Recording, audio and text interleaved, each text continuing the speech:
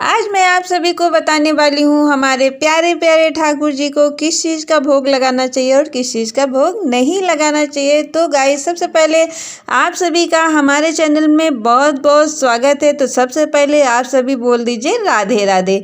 तो हमारे यहाँ देखिए लड्डू गोपाल ठाकुर जी बैठे हुए हैं, कितने प्यारे लग रहे हैं गाइस। तो आप सभी भी इनको राधे राधे ज़रूर बोलिए।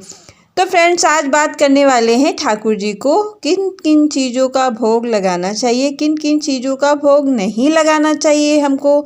तो हम डेली में किन किन चीज़ों का भोग लगाते हैं और कौन कौन सी गलतियां हमसे हो जाती हैं जो कि हमें नहीं मालूम होता है और हम अपने ठाकुर जी को उन चीज़ों का भोग लगा देते हैं धोखे में। तो हमें किन चीज़ों का भोग नहीं लगाना चाहिए और किन चीज़ों का लगाना चाहिए, चलिए आज इसी पे बात करते हैं।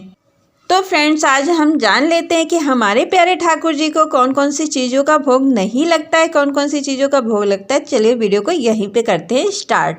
तो सबसे पहले हम जान लेते हैं हमारे ठाकुर जी को लहसुन प्याज का भोग नहीं लगता है। सुकोमल हमारे ठाकुर जी को लहसुन प्याज का भोग क्यों नहीं लगता है? क्योंकि लहसुन प्याज तामसिक भोजन होता है, इसलिए हमें ठाकुर जी को लहसुन प्याज का भोग नहीं लगाना चाहिए। तो क्यों नहीं लगाना चाहिए ये भी जान ले। भूमासुर नाम का एक राक्षस था जिसके माथे से प्याज की उत्पत्ति होती है और जिनकी हड्डियों से लहसुन की उत्पत्ति होती है और जिनके ब्लड से मसूर की दाल की उत्पत्ति होती है। इसीलिए हमें ठाकुर जी का लहसुन प्याज का भोग नहीं लगाना चाहिए। और हमें किन किन चीज़ों का भोग नहीं लगाना चाहिए, तो जो मसूर की दाल की उत्पत्ति हुई है तो दालों में सिर्फ मसूर की दाल का भोग नहीं लगता हमारे सुकोमल प्यारे प्यारे ठाकुर जी को, और बाकी सारी दालों का भोग लग सकता है।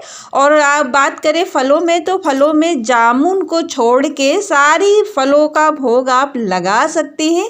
जामुन का भोग हमारे ठाकुर जी को नहीं लगता है क्योंकि जामुन में कहीं कहीं आप गौर करें छोटे छोटे से छेद होते हैं और जामुन ज़्यादातर कम जगहों पे पाया जाता है। तो हमारे प्यारे ठाकुर जी को जामुन का भोग नहीं लगता है। और अनानास जो हमारा होता है, अनानास का हम भोग लगा सकते हैं, लेकिन हमें कुछ बातों का ध्यान रखना बहुत ज़्यादा ज़रूरी होता है क्योंकि हमारे सुकोमल प्यारे प्यारे ठाकुर जी बहुत कोमल हैं और अनानास में होते हैं कांटे। तो कांटों को निकाल कर विशेष ध्यान से ठाकुर जी का भोग लगाएं क्योंकि ठाकुर जी की जीभा ना कट जाए। इसलिए आप आराम से अच्छे से कांटे को निकाल के तभी ठाकुर जी का भोग लगाएं। चलिए फ्रेंड्स, जान लेते हैं सब्जियों में कौन कौन सी चीज़ों का भोग नहीं लगाना चाहिए, कौन कौन सी ऐसी सब्जियां हैं जिनका भोग हम बिल्कुल भी नहीं लगा सकते हैं। जैसे कि बैगन का आप किसी भी रूप में हमारे ठाकुर जी को भोग नहीं लगा सकते, चाहे वो भरते का रूप हो, चाहे वो सब्जी हो, चाहे वो भरवा बैगन हो, चाहे वो बैगन की पकौड़ियाँ ही क्यों ना हो। आप ठाकुर जी को किसी भी रूप में बैगन का भोग नहीं लगा सकते हैं क्योंकि बैगन को शुद्ध नहीं माना जाता है और आयुर्वेद में भी बताया गया है बैगन में कोई भी गुण नहीं पाए जाते हैं, इसलिए आप बैगन का भोग ना लगाएं। और दूसरा चीज़ है मूली का भोग आप हमारे प्यारे लड्डू गोपाल को ना लगाएं, हमारे प्यारे सुकोमल ठाकुर जी को मूली का भोग ना लगाएं, किसी रूप में भी मत लगाएं, ना सैलेड के रूप में, ना आप पराठा बनाएं, ना उसको किसी भी रूप में आप हमारे ठाकुर जी को मूली का भोग ना लगाएं तो ज़्यादा ही अच्छा होगा। आइए बात करते हैं गाजर की। तो गाजर का आप भोग लगा सकते हैं, लेकिन आप एकादशी के दिन अगर व्रत हैं और एकादशी के दिन हमारे लड्डू गोपाल ठाकुर जी को गाजर का भोग ना लगाएं, वर्जित माना जाता है। इस बात का विशेष ध्यान रखें। और क्योंकि ये गलतियां हम लोगों को जब जानकारी नहीं होती है तो ये सारी गलतियां हम लोगों से होती ही होती हैं। तो इन चीज़ों का विशेष ध्यान अगर रखेंगे तो आपके घर में भी बरकत होने लगेगी और हमारे प्यारे लड्डू गोपाल जब खुश रहेंगे, मस्त रहेंगे, तो आपके घर में दिन रात बरकत होगी। आप इस बात का विशेष ध्यान रखें। आइए बात करते हैं हींग की। तो हींग जो इस्कॉन वाले होते हैं वो हींग का भोग बिल्कुल भी ठाकुर जी को नहीं लगाते हैं, लेकिन ब्रज में हमारे यहाँ हींग होती है, ब्रज में हमारे यहाँ हींग पाई जाती है, इसलिए हम ठाकुर जी को हींग का भोग लगा सकते हैं। अब आपको देखना पड़ेगा कि आप कहाँ से किस तरीके से आप बिलोंग करते हैं, कहाँ से। अगर इस्कॉन वाले हैं तो आप ना लगाएं और अगर अदरवाइज़ हैं तो आप लगा सकते हैं। ये चीज़ें आपको देखनी पड़ेंगी।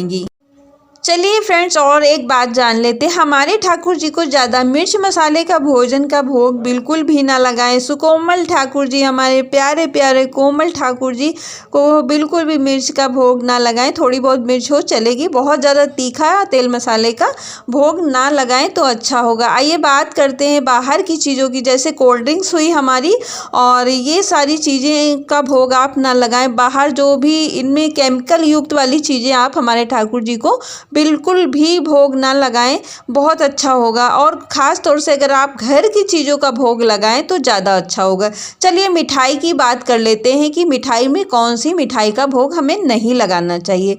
तो गाइस, आज बात करने वाले हैं कि मिठाई हमारे ठाकुर जी को बहुत बहुत पसंद है, और ठाकुर जी को ही क्या, कोई भी ब्रजवासी को ले लो तो उसे मिठाई बहुत ज़्यादा पसंद होगी। उन्हें कहते हैं वहाँ पे गाय वाय हुआ करती थी, तो दूध दही और इन चीज़ों की कमी नहीं होती थी। तो जहाँ दूध होता है वहाँ मिठाई की किसी भी प्रकार की कमी नहीं होती।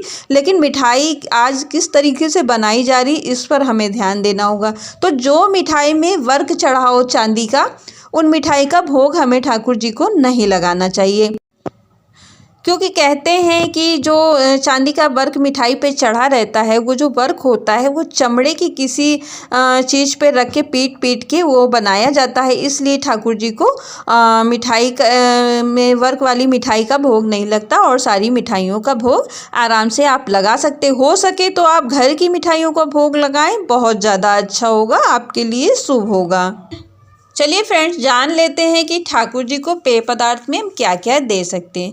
तो ठाकुर जी ब्रज के थे, और ब्रज में दूध दही की कमी नहीं थी, तो वहाँ लस्सी का बहुत ज़्यादा उपयोग होता था। तो लस्सी आप दे सकते हैं, दूध दे सकते हैं, दही दे सकते हैं, मट्ठा दे सकते हैं, आप ये सारी चीज़ें दे सकते हैं। कोल्ड ड्रिंक्स वगैरह आप ना दें तो ज़्यादा अच्छा रहेगा। अगर आप बाहर की चीज़ें कुरकुरा वगैरह दे रहे हैं तो आप ध्यान रखें कि लहसुन प्याज का कोई पाउडर उसमें ना मिला हो।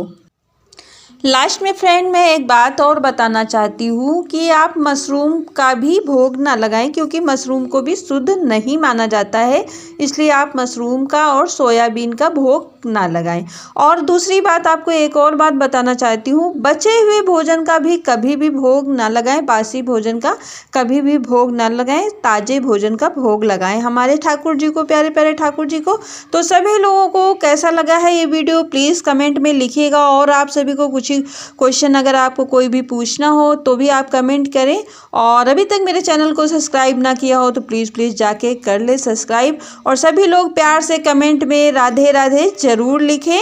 तो गाइज, फिर मिलेंगे कुछ इंटरेस्टिंग वीडियो के साथ। तब तक के लिए नमस्कार। अपने आप का रखें ख्याल, और अपने आप से करें ढेर सारा प्यार। Bye bye, take care.